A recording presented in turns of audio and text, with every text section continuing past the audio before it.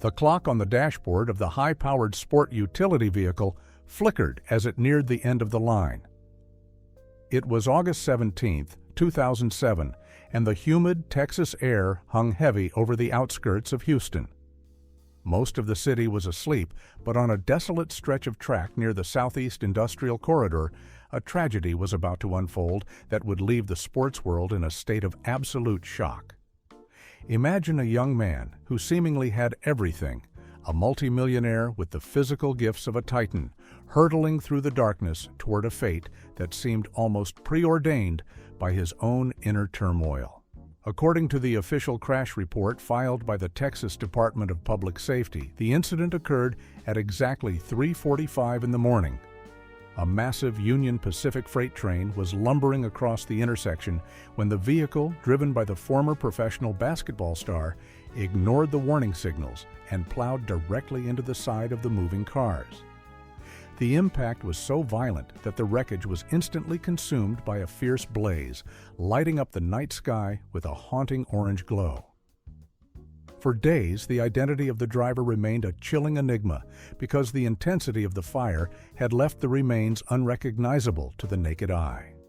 Investigators found themselves standing over the charred metal, asking how a man who had once been compared to the greatest legends of the hardwood could end up on this lonely road, 30 miles southeast of the bright lights of the Toyota Center.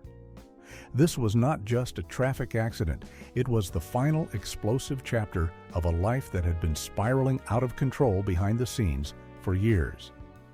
The public saw the dunks and the blocked shots, but the investigative files suggest a much darker reality was playing out in the shadows. Why was he there? Why did he ignore the deafening whistle of the locomotive? As the smoke cleared, the search for answers began to reveal a story of immense talent and even greater despair.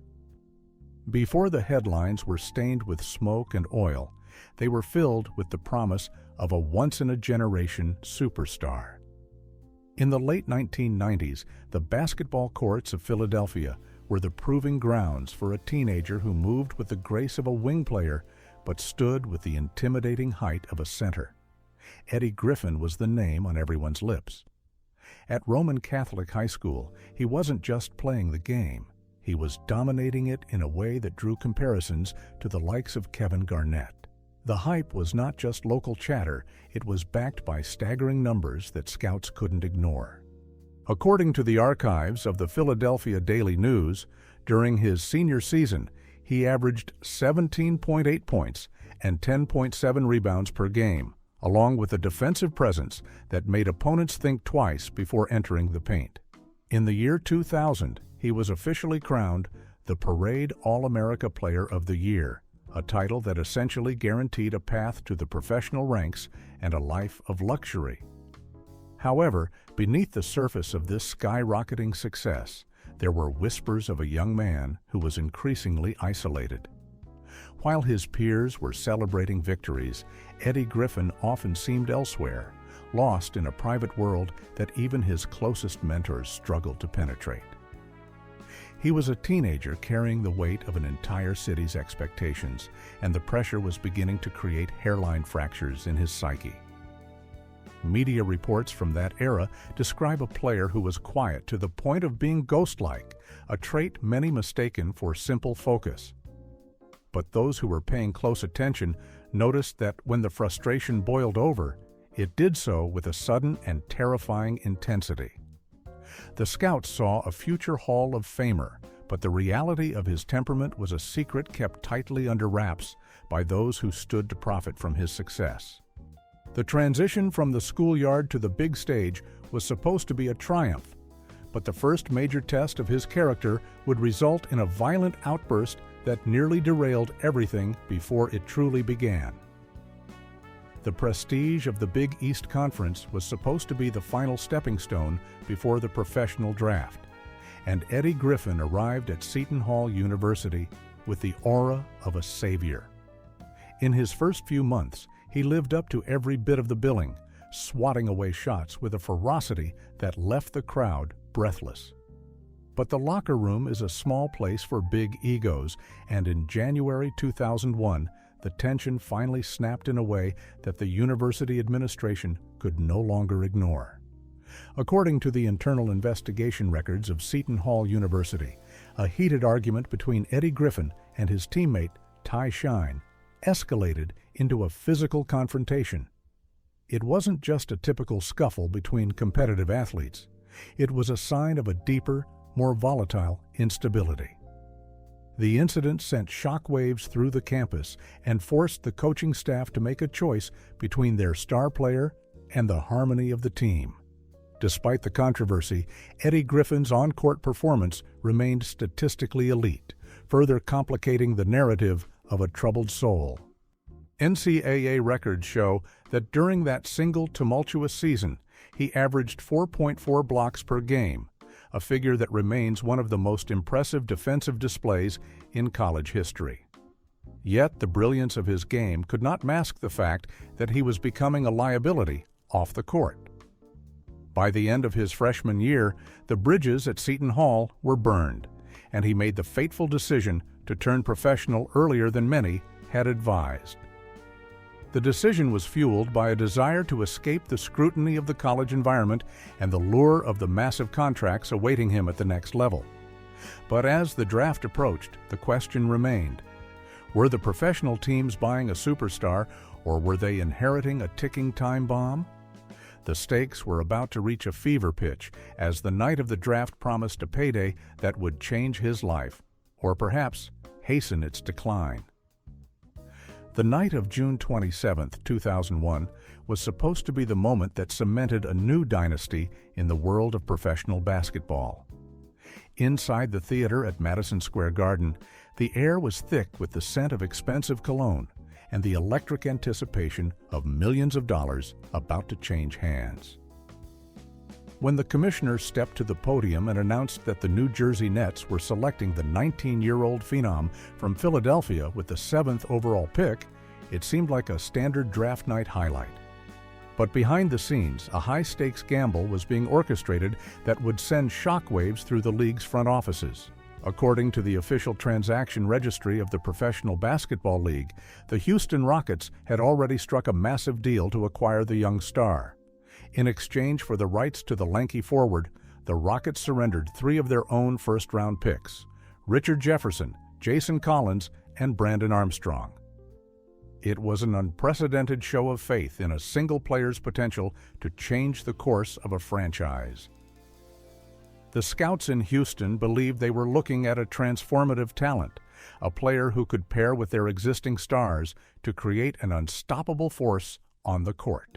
The media hailed the move as a masterstroke of management, but within the inner circles of the league, there were already hushed conversations about the heavy baggage that came with the teenage multi-millionaire. The transition from the streets of Philadelphia to the high-pressure environment of Texas was a leap that many feared he wasn't prepared to make. As the cameras flashed and the hats were swapped, the young man stood at the center of a storm of expectations that would eventually tear at the very fabric of his reality. He was now the face of a city's hopes, backed by a contract that promised generational wealth. But while the executives were popping champagne and celebrating their new acquisition, the player himself was already beginning to retreat into the shadows. The spotlight was becoming a blinding glare, and the first signs of trouble were already manifesting before he even laced up his sneakers for a single professional game. Stepping onto the hardwood for his debut season, the young man from Philadelphia appeared to be everything the scouts had promised. He played with a fluid athleticism that made the game look effortless, soaring through the air to reject shots and sinking perimeter jumpers with the confidence of a seasoned veteran. By the time the season reached its midpoint, the whispers of concern were being drowned out by the roar of the crowd at the Compaq Center. The league took notice of his defensive prowess and his ability to impact the game on both ends of the floor. In May 2002, the Professional League issued an official press release naming him to the All-Rookie Second Team, an accolade that confirmed his status as one of the brightest young stars in the game. According to the annual media guide and statistical yearbooks of that era, he finished his inaugural campaign with averages of 8.8 points and 1.8 blocks per game, numbers that placed him among the elite defenders of his age group. But as his reputation grew on the court, his life away from the arena was becoming increasingly fractured. The transition to the professional lifestyle brought with it a level of freedom and access that proved to be a dangerous combination for a young man struggling with deep-seated emotional issues. While his teammates were focusing on film sessions and recovery, there were reports of the young star being spotted in local establishments long after the city should have been asleep. Those close to the team began to notice a change in his demeanor. The quiet intensity of his college days was being replaced by a volatile unpredictability. The franchise had invested millions into his future, and the pressure to perform was relentless. Behind the scenes, the coaching staff was working overtime to keep his focus on the game, but the cracks in the facade were becoming impossible to ignore. The success was supposed to be a shield, but instead, it was becoming a catalyst for a downward spiral that would soon lead to a confrontation with the very authorities meant to protect the public. As the 2002 and 2003 season progressed, the atmosphere within the organization began to turn from optimistic to deeply concerned. The player who was supposed to be the cornerstone of the franchise's future was increasingly absent, both physically and mentally. The smell of fermented spirits in the locker room became a recurring nightmare for the training staff, a scent that signaled a battle he was losing behind closed doors. According to investigative reports from insiders at the Houston Chronicle, the young star missed more than 10 documented practices and team meetings over the course of the season, often without providing a valid explanation. The management attempted to handle the situation internally, hoping that a series of fines and private reprimands would steer him back onto the right path. Financial records leaked to the sports media at the time suggested that the total amount of these disciplinary fines eventually exceeded $50,000, a staggering sum for a player still in the early stages of his career. Despite the mounting evidence of a serious dependency, the organization was hesitant to take drastic public action. They were caught between the desire to protect their investment and the need to address a human being who was clearly crying out for help. The player's isolation only deepened as his peers began to distance themselves from his unpredictable behavior. He was a man living in a mansion, surrounded by the trappings of wealth, yet he was utterly alone in his struggle against the internal demons that had followed him from his youth. The league's rigorous travel schedule only exacerbated the problem, providing a constant stream of hotel rooms and late-night opportunities to succumb to his cravings. The public saw a young man who was simply unfocused or immature, but the reality was far more tragic. He was a professional athlete whose body was being systematically undermined by the substances he turned to for comfort. And then, in the early hours of a crisp autumn morning, the hidden drama finally spilled out into the public eye in a way that no amount of PR spin could ever hope to contain. The autumn air in Texas was shattered by a sound that no neighbor in the affluent suburbs expected to hear from the home of a professional athlete. On the night of October 25, 2003, the tranquility of a gated community was replaced by the flashing lights of police cruisers and the grim realization that something had gone terribly wrong inside the residence of Eddie Griffin. According to the official case files of the Harris County court system, the authorities were summoned to the scene following a domestic dispute that had spiraled out of control. A woman at the scene alleged that the young star had not only been aggressive, but had actually discharged a firearm during the heat of the argument. It was a shocking revelation for a man who was supposed to be the future of a franchise, now standing in his own driveway as officers began to piece together a narrative of a life unraveling at the seams. The investigators on the scene described an atmosphere of chaos and the unmistakable presence of substances that had clearly clouded the judgment of the talented forward. This wasn't just a simple disagreement. It was a felony-level incident that carried the weight of a potential prison sentence. The formal charges filed against him included aggravated assault with a deadly weapon, a label that sent a shudder through the front offices of the entire league. Public records indicate that the young man was taken into custody and subsequently released after a bond was set at the significant sum of $50,000. The media began to circle like vultures, sensing that the golden boy of the 2001 draft was no longer just a struggling player, but a man facing a total collapse of his public image. As the dust settled on that frantic night, the question wasn't about his points per game, but whether he would ever be allowed to step onto a professional court again. As the legal proceedings began to move through the Texas judicial system, the world was given a rare, unfiltered look into the private struggles of a man who seemed to have lost his way. The defense team for Eddie Griffin worked tirelessly to paint a picture of a young man who was dealing with immense psychological pressure and a lack of proper guidance. However, the testimony provided during the hearings painted a far more distressing picture of repeated outbursts and a complete lack of self-control. According to the archives of the Harris County Court, the prosecution presented evidence that suggested the incident in October was not an isolated event, but rather the climax of a series of hidden confrontations. The legal team fought to keep their client out of a cell, arguing that what he truly needed was professional help rather than a sentence behind bars. The final verdict, delivered after months of intense scrutiny, was a complex compromise that aimed to balance justice with the hope of recovery.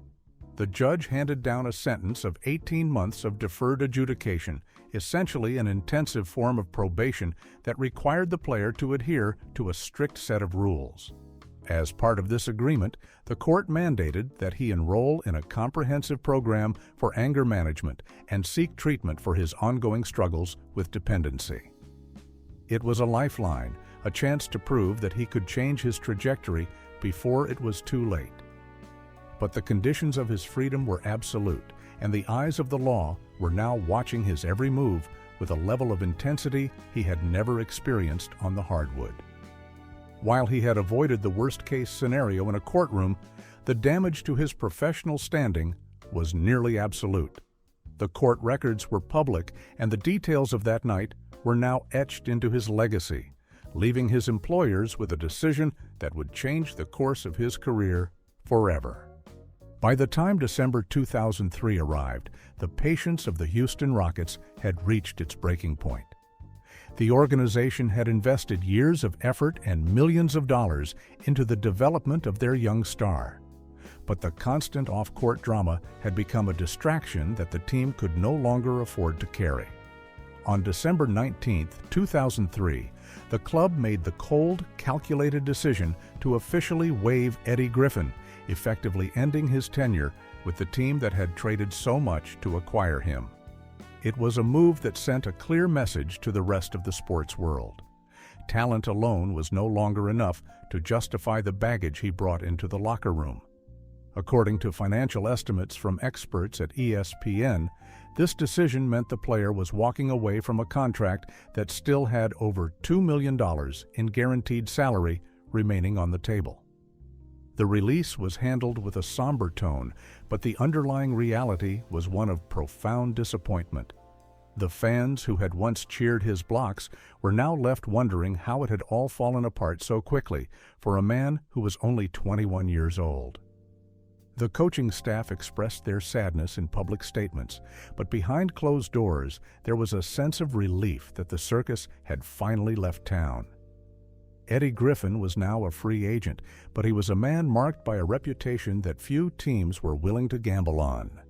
He had gone from an untouchable asset to a cautionary tale in the span of just 2 seasons. Without the structure of a team and the daily routine of the league, he was now adrift in a world where his only companions were the very vices that had cost him his dream. But just as it seemed the book was closed on his career, a phone call from a cold northern city offered one final desperate chance at redemption. The professional journey of the young forward seemed to have come full circle when he returned to the very organization that had called his name on draft night. In January 2004, the New Jersey Nets decided to extend a hand to the troubled star, hoping that a return to his roots in the Northeast would provide the stability he so desperately lacked. It was a move born of necessity and a lingering belief in his undeniable physical gifts. According to the official transaction logs of the Professional Basketball League, the signing was intended to bolster a roster looking for a deep playoff run. However, the optimism was short-lived, as the reality of his internal struggle quickly overshadowed his return to the court. The stadium lights were ready, his jersey was hanging in the locker room, but the man who was supposed to wear it was fighting a battle that no playbook could resolve. By February 2004, before he had even logged a single minute of play for the Nets, the situation reached a critical breaking point.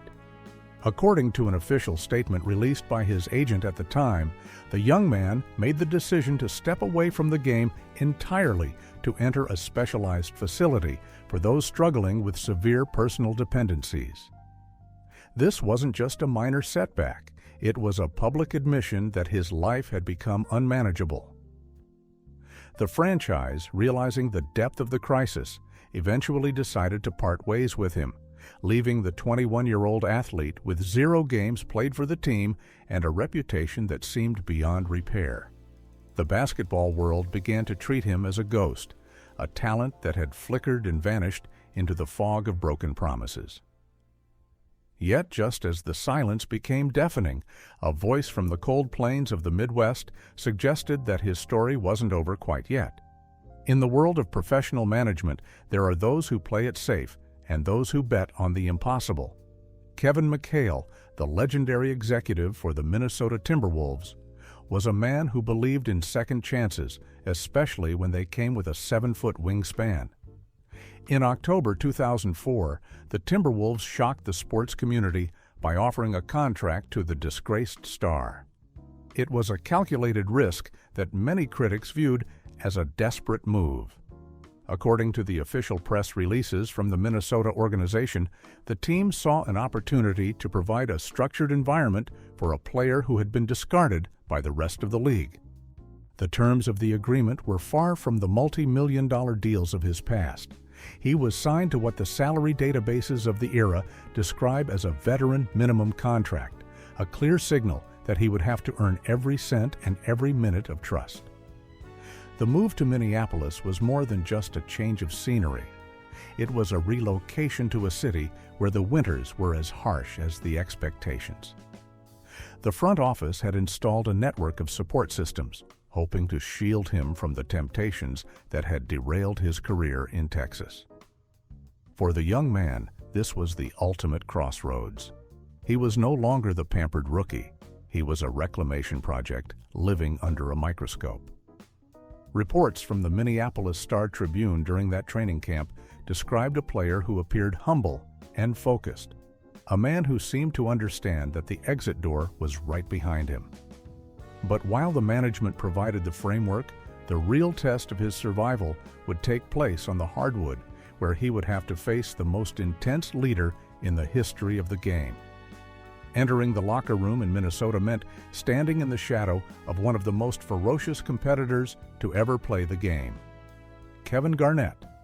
The man known as the Big Ticket didn't tolerate weakness, and many wondered if the fragile psyche of the new arrival would shatter under such intense pressure. However, something unexpected happened during that 2004 to 2005 season. Under the constant vocal mentorship of Garnett, the young forward began to show flashes of the brilliance that had once made him a top 10 pick. According to the detailed statistical archives of Basketball Reference, he appeared in 70 games that season, the highest number of his career, proving that he could maintain a level of professional consistency when pushed to the limit. On the court, the results were promising, as he provided a defensive presence that turned the Timberwolves into a formidable opponent. Official league records for that year show he averaged 7.5 points and 6.6 rebounds per game, while once again ranking among the leaders in shots redirected. To the casual observer, it looked like a miracle of rehabilitation. He was playing high-level ball, staying out of the headlines, and seemingly finding a rhythm in his life. But those who looked closely at the man behind the statistics saw a different story. Even as he celebrated victories with his teammates, there was a lingering darkness in his eyes that no amount of success could fully erase. He was a man wearing a mask of professional stability, but beneath that mask, the same old urges were quietly simmering, waiting for the moment when the pressure of the spotlight would become too much to bear. The winter of 2005 seemed to bring a rare period of calm and professional rebirth for the young forward in Minnesota. For a brief window, it appeared as though the shadows of his past in Houston were finally being erased by the sheer brilliance of his performance on the court. The management of the Timberwolves was so impressed by his apparent turnaround that they decided to double down on their investment, offering him a level of financial security that many thought he would never see again. According to the historical archives of NBA contracts, the organization signed him to a lucrative 3-year deal worth a total of $8 million. It was a staggering sum for a player who had been out of the league just a year prior, and it served as a public validation of his supposed recovery. On the court, he was a force of nature, protecting the rim with an intensity that made him one of the most feared defenders in the Western Conference. During this peak period, he reached heights that reminded everyone why he was once considered a generational talent. In one particularly memorable game against the Utah Jazz, the official match protocol recorded a career-high 7 blocks in a single outing, a feat that few players in the history of the franchise had ever achieved. However, while the statistics painted a picture of a rising star, the reality behind the locker room doors was far more fragile. Those who traveled with the team began to notice a growing sense of isolation. The young man would often spend hours staring into space, disconnected from the celebrations of his teammates. The weight of his internal struggles was becoming a heavy burden that no amount of money or blocks could alleviate. The success was a beautiful mask, but it was starting to crack under the pressure of a hidden depression that he refused to acknowledge. And just as the world began to believe in his comeback, a single morning in April would shatter the illusion forever. The tranquility of a residential neighborhood in Minneapolis was violently interrupted on the morning of April 5, 2006, by a collision that would become one of the most bizarre and scandalous incidents in the history of professional sports. According to the detailed reports filed by the Minneapolis Police Department, the young star's luxury sport utility vehicle drifted across the road and slammed into a parked car, with such force that both vehicles were nearly totaled. When the authorities arrived at the scene, they didn't just find a dazed athlete. They discovered a situation that was as humiliating as it was dangerous. Witnesses and responding officers noted that a laptop was still active on the passenger seat, allegedly displaying adult content that had distracted the driver at the most critical moment. It was a revelation that turned a standard traffic accident into a national punchline, exposing a level of recklessness that defied logic. The legal and physical fallout from the crash was immediate, but the scientific data revealed an even more disturbing truth about the state of the young man's life. The official toxicology report released following the incident indicated that his blood alcohol level was more than 3 times the legal limit at the time of the collision. This wasn't just a lapse in judgment. It was evidence of a profound and ongoing struggle with substances that he had clearly failed to conquer despite his time in rehabilitation. The public outcry was deafening as fans and commentators questioned how a man earning millions could be so indifferent to the safety of others and his own career. The laptop incident became a permanent stain on his reputation, transforming him from a comeback story into a target of ridicule. As the images of the wreckage circulated through the media, the league office was preparing a response that would signal the beginning of the end for his professional journey. The Professional Basketball League has always prided itself on a certain standard of conduct, and the actions of the young forward in April 2006 had crossed a line that the commissioner's office could not ignore. The disciplinary response was swift and calculated to reflect the severity of his repeated transgressions. According to an official notification from the Office of the Commissioner, the player was hit with a 5-game suspension without pay, a move that cost him a significant portion of his season's earnings. But the league's punishment was only the beginning of his troubles. The Minnesota organization, feeling betrayed by the man they had rescued from obscurity, decided to impose its own set of sanctions. Sports media reports from that week revealed that the team issued an additional fine of $100,000, the largest internal penalty in the history of the franchise at that time. The financial loss was secondary to the total collapse of trust between the player and his peers. In the locker room, the supportive atmosphere that had once been fostered by veterans like Kevin Garnett evaporated almost overnight. He had become a pariah, a man whose presence was now seen as a toxic influence on a team trying to maintain its focus. The public apologies he issued through his representatives rang hollow to a community that had seen him fail time and time again. He was no longer the troubled youth deserving of sympathy. He was a repeat offender who had squandered a fortune and a final chance. Behind the scenes, the management began to look for ways to sever their ties entirely, realizing that their gamble on his redemption had failed spectacularly. The final warning had been issued, but for a man lost in the fog of his own making, the path back to the light was becoming narrower with every passing day. The month of March 2007 marked a chilling turning point in the life of the once celebrated athlete. After years of struggling to balance his immense physical gifts with a soul that seemed to be in constant turmoil, the patience of the professional basketball world had finally reached its absolute limit. On March 13, 2007, the Minnesota Timberwolves issued a formal announcement that sent shockwaves through the sports community. They were officially releasing the young forward. This wasn't just a routine roster change, it was a public declaration that the league's doors were closing on a man who was only 24 years old. According to the official transaction logs of the era, the decision was immediate and final.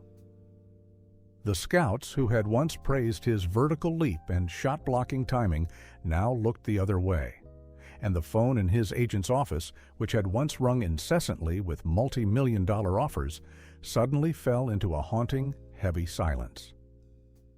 The statistical decline that led to this moment was as staggering as the scandals that had preceded it. In his final season, the records from the professional league's history show that he averaged a heartbreaking 1.4 points per game. For a man who had once been expected to redefine the position of power forward, these numbers were a grim testament to how far he had fallen. He had gone from a starter on a playoff team to a bench warmer who could barely find his way onto the court for garbage time. Without the structure of the team and the daily discipline of the locker room, he was left entirely alone with his thoughts and his wealth. He returned to the city of Houston, but he was no longer the conquering hero who had arrived there 6 years prior.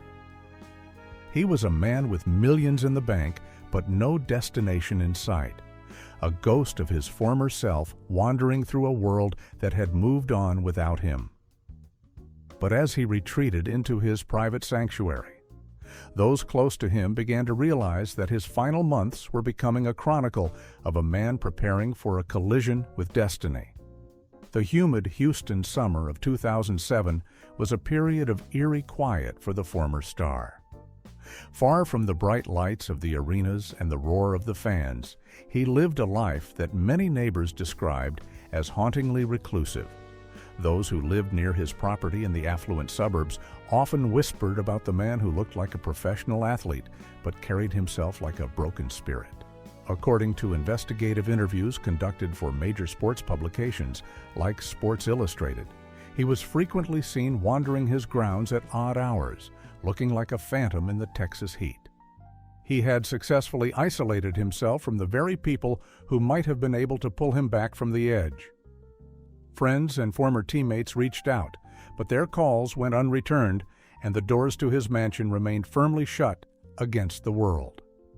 While he was socially isolated, his financial records painted a picture of a man who still possessed the trappings of immense success. According to the documents eventually reviewed by the probate court and legacy administrators, his total assets at the time exceeded $5 million. He had the resources to seek the finest help in the world, to travel, or to reinvent himself in any way he chose.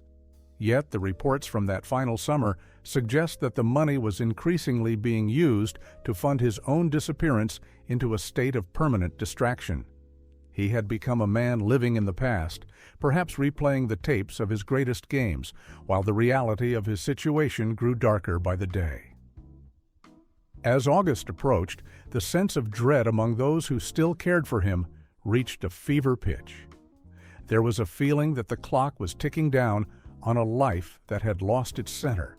And on the 17th of that month, the chain of tragic coincidences finally closed around him. The final hours of the young man's life were a frantic blur of motion and mystery that would later be scrutinized by investigators and forensic experts. On the night leading into the early morning of August 17, 2007, he was spotted at various locations, appearing to be in a state of deep agitation.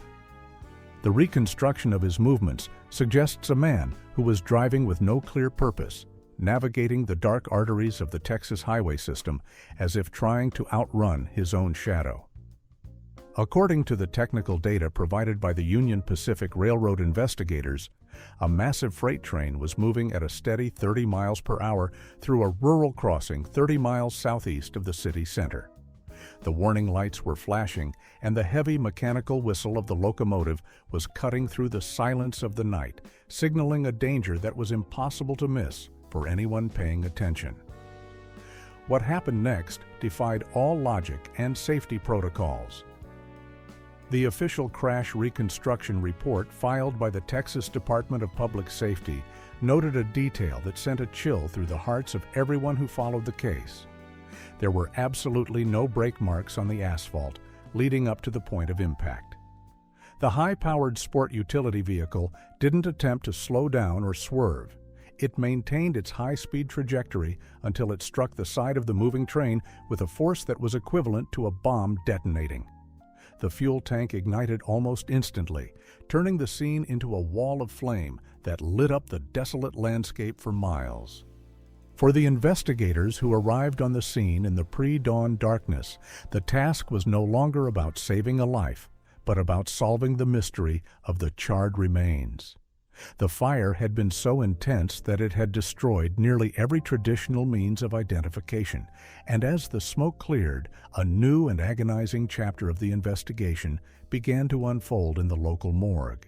The aftermath of the inferno left the authorities in a state of grim uncertainty that lasted for 4 agonizing days. Because the blaze had been so incredibly intense, consuming the heavy metal and the upholstery of the luxury vehicle, the physical remains of the driver were beyond any traditional form of recognition.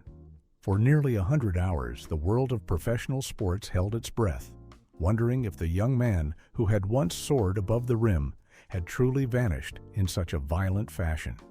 According to the official press releases from the Harris County Institute of Forensic Sciences, the investigators had to turn to the most meticulous methods of modern science to provide a definitive answer to a grieving family and a shocked public. It was a period of silence that allowed for the most wild and speculative rumors to circulate through the city of Houston, with some even hoping that the star had somehow escaped the wreckage before the fuel tank ignited. The breakthrough finally came on August 21, 2007, when the forensic team completed a painstaking comparison of the dental records. According to the formal investigative files, the unique signatures of his past orthodontic work were the only things that the fire could not erase. When the results were cross-referenced with the player's personal medical history, the official confirmation was released to the global media, ending the mystery but beginning a much deeper investigation into the circumstances of his passing. The news hit the wires like a physical blow. A 25-year-old athlete with a fortune in the bank and a wingspan that spanned the heavens was officially gone. But as the community began to mourn, the medical examiners were just beginning to peel back the layers of a story that suggested his final moments were even more complicated than anyone had dared to imagine.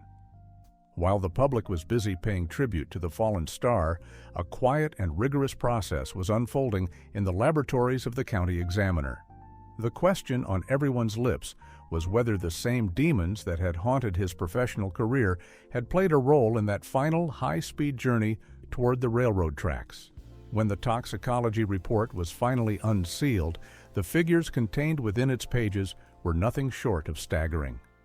According to the official findings of the medical examiner's office, the level of fermented spirits in his system at the moment of impact was 0.262. To put that into perspective for the average person, that figure is more than 3 times the legal limit allowed by the statutes of the state of Texas.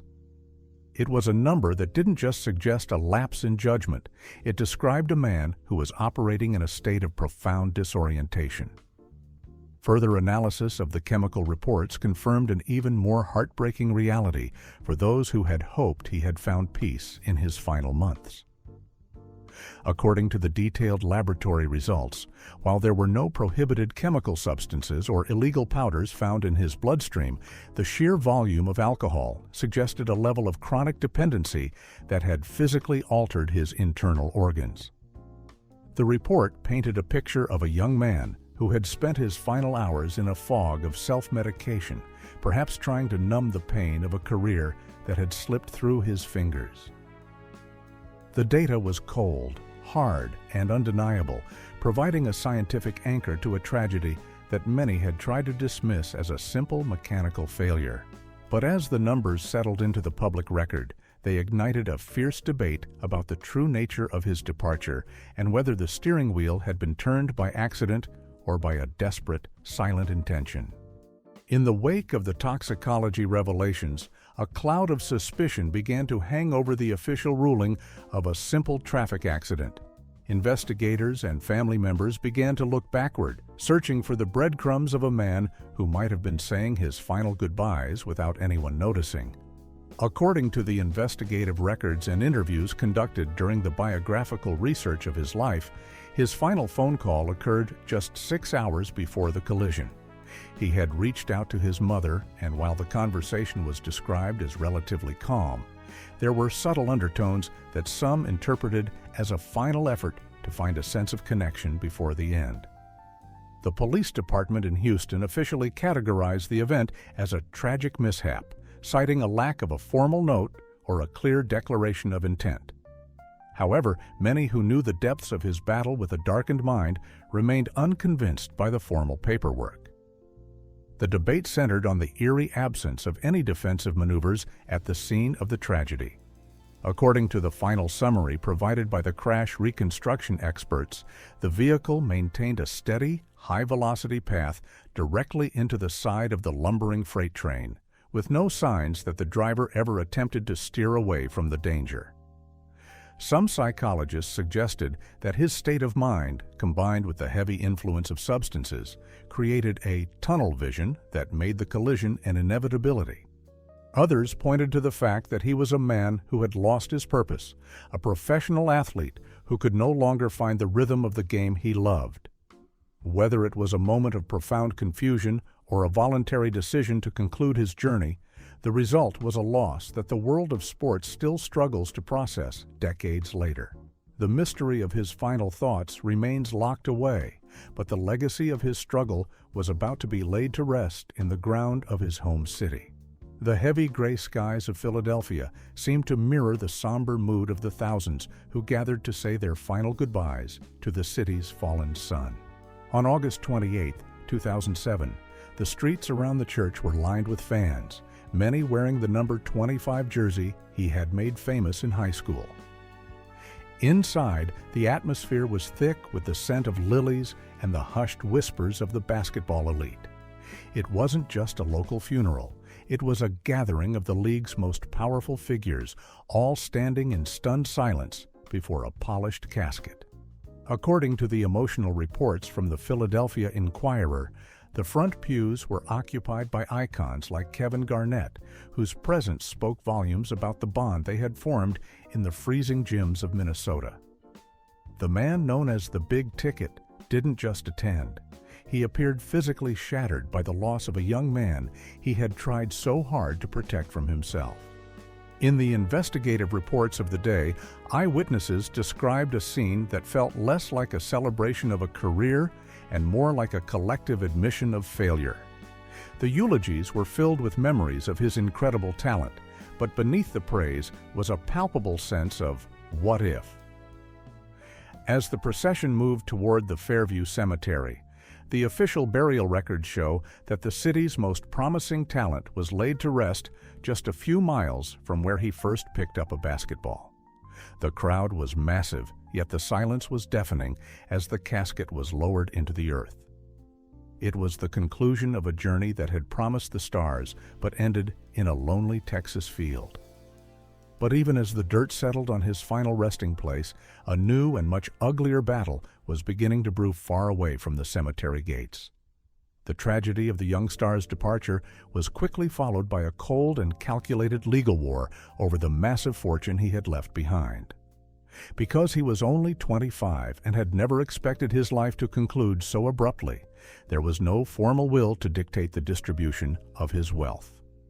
According to the probate documents filed in the Harris County courts, his total estate was valued at approximately $6,300,000 in liquid assets and property. This staggering sum became an immediate magnet for controversy, attracting people from his past who claimed a piece of the legacy.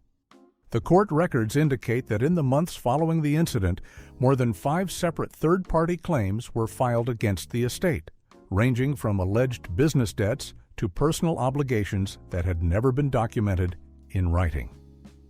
It was a dark and public spectacle that contrasted sharply with the somber dignity of his funeral. Investigators looking into the financial fallout discovered a web of bank accounts and investments that showed just how much money was still flowing through his hands even after his career had stalled. The legal filings suggest that the battle for his millions lasted for years, tearing apart distant relatives and associates who had once claimed to have his best interests at heart. According to the official summaries provided by the estate administrators, the process was a legal nightmare that drained hundreds of thousands of dollars in fees before a final settlement could be reached. While his name was being dragged through the mud of financial disputes, the leaders of the professional league were realizing that they couldn't just bury the problem along with the player. The shock of the Houston collision forced the highest offices of professional basketball to take a long, hard look in the mirror. For years, the league had treated its players as indestructible machines, ignoring the psychological fractures that often formed under the pressure of fame. In the wake of the tragedy, the commissioner's office initiated a total overhaul of how young athletes were prepared for the professional lifestyle. According to the official archives of the Players Association, the rookie transition program was significantly expanded after 2007 to include mandatory sessions on mental well-being and dependency awareness. This wasn't just a symbolic change, it was a fundamental shift in the culture of the sport, moving away from the tough-it-out mentality that had clearly failed the young man from Philadelphia. The impact of his loss was so profound that even the most powerful executives began to speak openly about the responsibility the league had to its talent. In a revealing interview with Sports Illustrated in 2008, the then-commissioner David Stern stated that the organization needed to provide a deeper level of guardianship for its stars, citing the specific case of the former Rockets forward as a turning point. Today, his name is still mentioned in the orientation halls of every training camp, a cautionary tale used to prevent the next generation from falling into the same trap of isolation and silence. According to the official league manuals, the modern support systems for players are a direct result of the lessons learned from that fiery night in Texas. But as the league moved forward with its new protocols, one final piece of the puzzle remained for those who still visited the quiet grave in Philadelphia. The story of Eddie Griffin is not merely a chronicle of missed shots or defensive schemes. It is a haunting reminder of the fragility of the human spirit when placed under the crushing weight of global expectation. He was a young man who lived for only 25 years, and of those, only 7 were spent in the bright, intoxicating flight of professional and collegiate stardom. When we look at the raw data of his journey, we see a man who appeared in 303 regular season games in the premier basketball league of the world. According to the official historical archives of the sport, he managed to record over 500 blocks during his professional tenure, though some enthusiasts of the Philadelphia hoop scene insist that when his high school and collegiate dominance is factored in, the number of shots he redirected skyward easily exceeds 700. These figures are impressive on paper, but they fail to capture the hollow silence that followed him home every night after the arenas went dark. As we stand at the end of this investigation, a profound rhetorical question remains for every viewer who followed his rise and fall. What truly carries more weight in the grand tally of a life, the sports records that gather dust in a trophy case, or the preservation of a human soul that was crying out for a connection it never found? The tragedy is that for Eddie Griffin, the two seem to be in a constant violent conflict. In the city of Philadelphia, where the asphalt of the playground still remembers the thunder of his dunks, his legacy has been formalized in a way that serves as both a tribute and a warning. According to reports from the Philadelphia City News, a commemorative plaque was quietly installed at his former high school in the year 2012. Exactly 5 years after the flames on the Texas highway took him from the world. It stands as a permanent anchor of reality, a fixed point for the next generation of golden boys to contemplate before they take their own leap into the professional unknown. The final image of this investigation is not one of a roaring crowd or a multi-million-dollar contract. Instead, it is the sight of a lone, rusted basketball hoop in a quiet corner of a Philadelphia neighborhood where a young boy once dreamed of escaping the darkness. The paint is peeling and the net is long gone, but the ghost of his talent remains etched into the concrete. He had the wingspan to reach the heavens, but in the end, he was anchored to a reality that he simply could not navigate. As the sun sets on the story of Eddie Griffin, we are left with the chilling realization that the greatest blocks of his career weren't the ones he made on the court, but the ones he placed around his own heart. His story ends as it began, in a state of profound, solitary mystery, leaving us to wonder how many other stars are currently burning out in the silence of their own shadows.